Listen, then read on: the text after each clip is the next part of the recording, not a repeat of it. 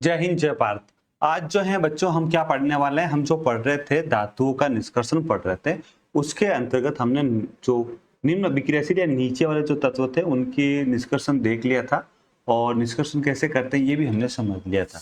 आज जो हम पढ़ने वाले हैं, जो सक्रियता श्रेणी हमने बनाई थी ना, उसके मध्य में जो धातु स्थित है ना, उन धातुओं का निष्कर्षण कैसे करेंगे। हम क्या पढ़ने वाले हैं, जो सक्रियता श्रेणी हमने बनाई थी उसके मध्य में जो धातुएं थी, ना अतिक्रियाशील ना निम्न क्रियाशील, बीच वाले, उन धातुओं का निष्कर्षण कैसे करेंगे ये समझने वाले हैं। उसके साथ साथ हम कौन कौन से टॉपिक और समझने वाले हैं। भर्जन, देखो एक तो था भर्जन, ऑक्सीजन की प्रेजेंस में बहुत ज्यादा गर्म करना, पढ़ेंगे डिटेल में। निस्तापन और वायु की सीमित मात्रा में बहुत ज्यादा गर्म करना। अपचयन प्रक्रम और एक थर्मिट अभिक्रिया, इनके बारे में भी पढ़ेंगे। देखो थर्मिट अभिक्रिया इतनी मोस्ट इंपॉर्टेंट है कि लगभग लगभग हर साल आ जाती है इसमें से क्वेश्चन। थर्मिट अभिक्रिया हर साल लगभग हर साल आ जाती है, और इस बार आने के बहुत ज्यादा चांसेस है ना। इस बार भी थर्मिट अभिक्रिया के बारे में पूछे जाने की बहुत ज्यादा संभावना है, तो ये भी हम पढ़ने वाला है। तो हम इस टॉपिक आज की क्लास में क्या क्या पढ़ेंगे कि भाई सक्रियता श्रेणी के मध्य में स्थित धातुओं का निष्कर्षण कैसे करेंगे, भर्जन क्या होता है, निस्तापन क्या होता है, अपचयन प्रक्रम क्या होता है और थर्मिट अभिक्रिया क्या होती है। देखो सबसे पहले तो सक्रियता श्रेणी के मध्य में उपस्थित वाली धातुएं हैं कौन सी। ठीक है, मध्य में उपस्थित है धातु, जैसे आयरन हो गया, जिंक है, आयरन है, लेड है ना, ये मध्य में स्थित धातु हैं। इसके बारे में बात करेंगे, आयरन जिंक लेड है, इनकी बात करेंगे। तो प्रकृति में ये प्राय सल्फाइड, देखो प्रकृति में सामान्यतः या तो सल्फाइड के के रूप में या सल्फाइड के रूप या कार्बोनेट के रूप में मिलेगी। प्रकृति में ये धातु प्राय सल्फाइड या कार्बोनेट के रूप में मिलेगी, लेकिन हमें सल्फाइड या कार्बोनेट से शुद्ध धातु प्राप्त करने में थोड़ा मुश्किल होता है, इसलिए हम क्या करते हैं, सल्फाइड या कार्बोनेट को पहले ऑक्साइड में बदल देते हैं, फिर उससे शुद्ध धातु प्राप्त कर लेते हैं। तो देखो आपके एनसीईआरटी की लाइन है, सल्फाइड या कार्बोनेट की तुलना में धातु को उसके ऑक्साइड से प्राप्त करना अधिक आसान होता है, इसलिए अपचयन से पहले धातु के सल्फाइड एवं कार्बोनेट को धातु ऑक्साइड में परिवर्तित करना आवश्यक होता है। उस धातु का अपचयन करें इससे पहले धातु को किसमें, धातु सल्फाइड या धातु के जो कार्बोनेट है उसको धातु ऑक्साइड में परिवर्तित करना आवश्यक होता है। ठीक है, एक बार हमने उसका धातु ऑक्साइड का कर लिया, ऑक्साइड बना दिया, उसके बाद आराम से उसका अपचयन कराया जा सकता है। तो इसके लिए हमें तो दो टर्म यूज करने पड़ेंगे, एक होगा भर्जन, एक होगा निस्तापन। अब शब्द में मल्टीपल चॉइस के जो क्वेश्चन आते हैं बेटा शब्द वाले, उसमें इसकी परिभाषा या एक नंबर में या छोटे जो क्वेश्चन आएंगे उसमें इसकी परिभाषा पूछी जा सकती है, या बड़े क्वेश्चन के साथ भी मर्ज करके इसके बारे में पूछा जा सकता है। हमें पता होना चाहिए भर्जन क्या है और निस्तापन क्या है, और भर्जन और निस्तापन में क्या अंतर है। देखो सल्फाइड एस को वायु की उपस्थिति में, कौन से एस को, सल्फाइड, पहले तो ये ध्यान रखना। वर्जन कौन सा एस को टाइम करेंगे, सल्फाइड एस के टाइम। सल्फाइड एस को वायु की उपस्थिति में अधिक ताप पर, सल्फाइड एस को वायु की उपस्थिति में अधिक ताप पर गर्म करने पर यह ऑक्साइड में परिवर्तित हो जाता है। सल्फाइड एस है, वायु की उपस्थिति में अधिक ताप पर गर्म करेंगे तो किसमें परिवर्तित हो जाएगा, ऑक्साइड में परिवर्तित हो जाता है। इस प्रक्रिया को हम कहेंगे भर्जन। अब अगर सल्फाइड अयस्क नहीं है और कार्बोनेट अयस्क है तब निस्तापन करेंगे। सल्फाइड नहीं है कार्बोनेट है, तो देखो यहां समझना आप,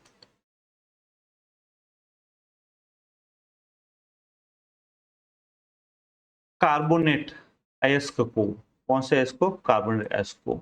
फिर सीमित वायु, ये भी ध्यान रखना, सीमित वायु में अधिक ताप पर गर्म करने पर से ये किसमें परिवर्तित, तो कार्बोनेट अयस्क है तो सीमित वायु, सल्फाइड अयस्क तो भर्जन करेंगे, कार्बोनेट अयस्क है तो निस्तापन करेंगे। निस्तापन में क्या करेंगे, कार्बोनेट अयस्क को सीमित वायु में अधिक ताप पर गर्म करने से ये ऑक्साइड में परिवर्तित हो जाता है। इस प्रक्रिया को निस्तापन कहते हैं। समझना आपको, ये ध्यान रखना कि कब भर्जन करना है कब निस्तापन करना है। कार्बोनेट है तो निस्तापन, कार्बोनेट अयस्क है तो निस्तापन करेंगे, और सल्फाइड अयस्क है तो भर्जन करेंगे। समझ में आ रही, चलो इसके एग्जाम्पल देख लेते हैं हम लोग। ठीक है, एग्जाम्पल देख लेंगे। जिंक के अयस्क की बात करें, देखो जिंक का सल्फाइड अयस्क है, ये तो है सल्फाइड अयस्क। सल्फाइड अयस्क में हम करेंगे भर्जन और कार्बोनेट अयस्क में हम करेंगे निस्तापन। तो कौन सा अयस्क है, सल्फाइड है या भर्जन, सॉरी कार्बोनेट है।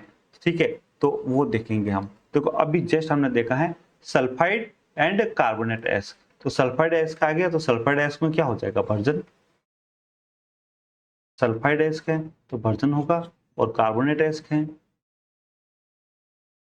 तो निस्तापन होगा।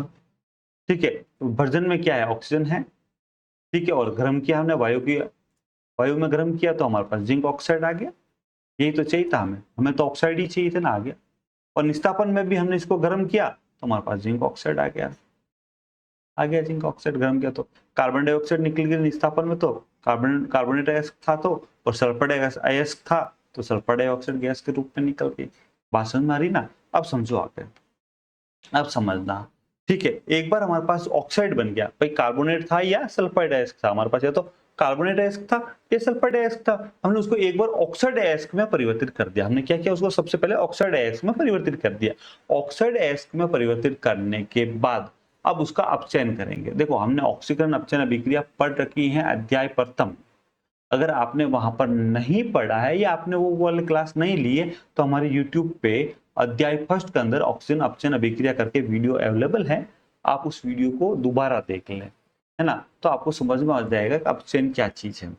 ठीक है, उदाहरण अब यहाँ पे समझो, है ना, इसके अब हम यहाँ अपचयन में क्या कर रहे हैं, कार्बन जैसे उपयोग अपचायक का उपयोग कर धातु ऑक्साइड को प्राप्त कर सकते हैं। उदाहरण के लिए जब जिंक ऑक्साइड, ये रहा हमारे पास जिंक ऑक्साइड आ गया, ये रहा जिंक ऑक्साइड है हमारा, जिंक ऑक्साइड, इसके साथ कार्बन मिलाएंगे। देखो जिंक ऑक्साइड जो हमें मिल गया, इस जिंक ऑक्साइड के साथ कार्बन मिलाया तो इसे हमें जिंक मिल गया और कार्बन मोनोऑक्साइड गैस मिल गई। देखो यहाँ पर हमारे पास ये रहा, ये दोनों, ये जिंक ऑक्साइड मिल गया, इसकी कार्बन के साथ अभिक्रिया करवाई, इससे zinc plus carbon monoxide, zinc plus carbon monoxide मिल गई। यही ये वाली अभिक्रिया है, यही वाली अभिक्रिया है। ठीक है, अब सुनो अपचयन प्रक्रम समझना इसमें। हमने ये बात कर ली प्रथम अध्याय के अंदर, हमने ऑक्सीजन अपचयन पढ़ लिया, वहां से आप देखोगे वीडियो।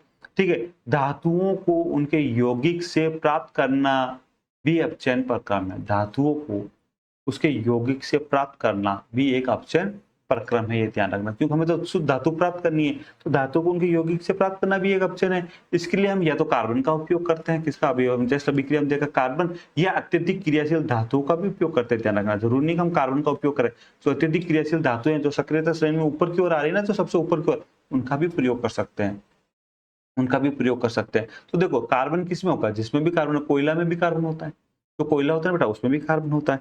तो हम क्या करेंगे, कार्बन या कोयला का उपयोग करेंगे धातु ऑक्साइड को धातु से अपचयन के लिए, है ना, उसका यूज करेंगे। या फिर विस्थापन अभिक्रिया का भी उपयोग कर लेंगे। विस्थापन अभिक्रिया में क्या होगा, विस्थापन अभिक्रिया के अंदर ये होगा, हम अधिक क्रियाशील तत्व डालेंगे, तो चूंकि ये तो बीच में आ रहे हैं, कम क्रियाशील हैं, तो इस कम क्रियाशील जो तत्वों का विलयन है उसमें से उसको विस्थापित कर देंगे अधिक क्रियाशील तत्व। हमने विस्थापन अभिक्रिया में अच्छी तरह समझ रखा है। अगर आपने विस्थापन अभिक्रिया वाला भी प्रथम अध्याय का हमारा वीडियो नहीं देखा है तो वो भी वीडियो अवेलेबल है, आप यूट्यूब पे जाओ और प्रथम अध्याय के अंदर विस्थापन अभिक्रिया वाला भी वीडियो देख लो। तो इसमें क्या होगा, जो अधिक क्रियाशील धातुएं हैं, जैसे अधिक क्रियाशील जो सक्रियता श्रेणी में ऊपर आ रही है वो धातु, सोडियम है, कैल्शियम है, ये तो ये क्या करेंगे, ये अपचाय के रूप में इनका उपयोग कर सकते हैं, क्योंकि ये निम्न अभिक्रियाशील वाली धातुओं को उनके यौगिकों से विस्थापित कर देती हैं। तो हमने विस्थापन अभिक्रिया में ये बहुत अच्छे से समझ रखा है। अगर आपने नहीं समझा है, अभी तक वो वीडियो नहीं देखा है, तो ये अगर ये समझ में नहीं आ रहा था, आप एक बार विस्थापन अभिक्रिया वाला वीडियो देखें, उसके बाद ये अच्छे से आपको समझ में आ जाएगा वो कैसे विस्थापन करते। भाई हमें तो धातु चाहिए शुद्ध, तो वो हमारे पास तो उच्च क्रियाशील वाली धातु अपने से कम क्रियाशील धातु को उसके एस में से विस्थापित कर देगी, तो हमारे पास शुद्ध धातु मिल जाएगी हमें, है ना, और हमें शुद्ध धातु ही तो चाहिए, तो हम या तो कार्बन का उपयोग करेंगे या उच्च अभिक्रियाशील धातुओं का उपयोग करेंगे। उदाहरण, अब एक एग्जांपल देखो, बहुत मस्त एग्जांपल दे रखा है, और इससे अगला वाला एग्जांपल तो और भी उचित है। ये जो MnO2 है, मैग्नीज डाइऑक्साइड, क्या है बेटा इसका नाम, manganese dioxide. Mn manganese, oxygen 2 है तो डाई, 2 के लिए डाई, और ऑक्सीजन है तो ऑक्साइड। मैग्नीज डाइऑक्साइड को एल्यूमिनियम चूर्ण के साथ गर्म करेंगे। किसके साथ गर्म करेंगे, एल्यूमिनियम चूर्ण के साथ गर्म करेंगे। ठीक है बेटा, तो देखो इसमें उष्मा निकल रही है ना, ये उष्मा, और वे अभिक्रिया जिसमें उष्मा निकलती है उसे क्या कहते हैं, उष्माक्षेपी। क्या कहते हैं, उष्माक्षेपी। तो जब हम मैग्नीज डाइऑक्साइड, ये क्या है, मैग्नीज का ऑक्साइड है, अयस्क है, मैग्नीज डाइऑक्साइड क्या है, अयस्क है, मैग्नीज डाइऑक्साइड, सॉरी तो ये क्या अयस्क है, मैग्नीज डाइऑक्साइड से हमें तो शुद्ध मैग्नीज निकालना है, तो इसमें एल्यूमिनियम डाल दिया हमने, एल्यूमिनियम डाला, एल्यूमिनियम डाला तो इसके साथ इतनी जबरदस्त, मतलब बहुत तेजी से अभिक्रिया होगी और उसमें बहुत ज्यादा उष्मा का भी उत्सर्जन होगा। और जब इतनी ज्यादा उष्मा का उत्सर्जन होगा कि पूरा पूरा धातु जो है ना हमें पिघला हुआ फॉर्म में प्राप्त होता है, पूरा धातु ही हमें पिघला हुआ या गलित अवस्था में प्राप्त होता है, पिघला हुआ अवस्था होता है, इतनी जबरदस्त। लेकिन ये है क्या, विस्थापन अभिक्रिया तो है। ये देखो, ये एल्यूमिनियम जो है इसको इसके अयस्क विस्थापित करके हमें शुद्ध धातु दे देता है, ये भी एक विस्थापन अभिक्रिया है। ये क्या है बेटा, एक विस्थापन अभिक्रिया। ठीक है, ऐसे कैसे हम क्या करेंगे, एक अभिक्रिया यहाँ देखना, हम क्या कर रहे हैं, ये आयरन ऑक्साइड हमारे पास, क्या बेटा, आयरन ऑक्साइड। फेरिक ऑक्साइड भी लिखते हैं इसको, है ना बेटा, आयरन या फेरिक ऑक्साइड लिखे, आप कंफ्यूजन ना होना। आयरन ऑक्साइड है, किस फॉर्म में है, सॉलिड फॉर्म में। रेल की पटरी जो होती है ना, पटरी, वो वेल्डिंग कैसे होती है वो समझा रहा हूँ मैं आपको, रेल की पटरी। ये बहुत मोस्ट इंपॉर्टेंट ये वाला रिएक्शन है, कई बार पूछी जाती है, मतलब ये वाली रिएक्शन मोस्ट है, ये वाली, है ना बेटा। तो इसको आयरन ऑक्साइड के साथ जब हम एल्यूमिनियम मिलाते हैं, एल्यूमिनियम क्या मिलाएंगे बेटा, एल्यूमिनियम, चलो आप समझ, ये लिखा एल्यूमिनियम,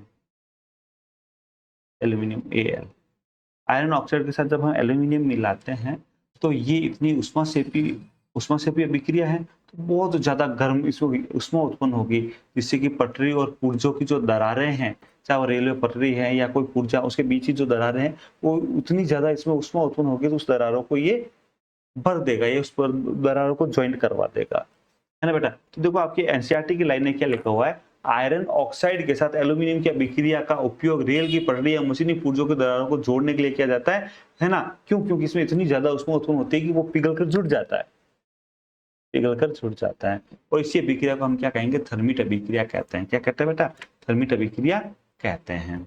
चलो आज का क्लास कैसे लगी, वीडियो को लाइक करें, कैसे लगी बताएं आप, और कॉपी पेन लेके साथ बैठे और नोट भी करते रहें, और अगर समझ में आ गया है तो लिख दे सर सब समझ में आ गया है, अपने फ्रेंड के साथ सब्सक्राइब कर लें, सॉरी शेयर कर लें, और अगर आपने सब्सक्राइब अभी तक हमारे चैनल को सब्सक्राइब नहीं किया है तो सब्सक्राइब कर लें और बेल का आइकन दबा दें, ठीक है, ताकि आपको जब भी हमारी क्लास आए नोटिफिकेशन मिल जाए। मिलते हैं अगली क्लास के अंदर। जय हिंद, जय भारत।